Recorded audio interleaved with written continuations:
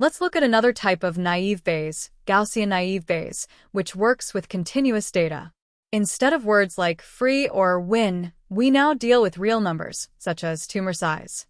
Our goal is to classify a tumor as benign or malignant based on its size. From past data, we know benign tumors have an average size of 2 centimeters, with variance 1. Malignant tumors have an average size of 5 centimeters, also with variance 1. We also have prior probabilities, which represent how common each class is. So before seeing any new data, we already have an idea of what's typical for each group. Now imagine we observe a new tumor with size 3 centimeters.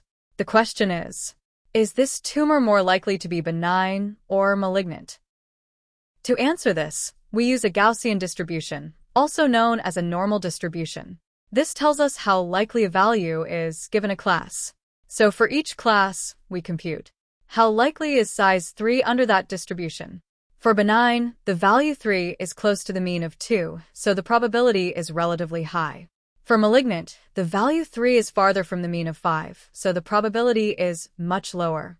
This difference is crucial. Gaussian naive Bayes is very sensitive to distance from the mean. Next, we multiply each likelihood by its prior probability. This gives us benign score is almost equal to 0.1452. Malignant score is almost equal to 0.0216.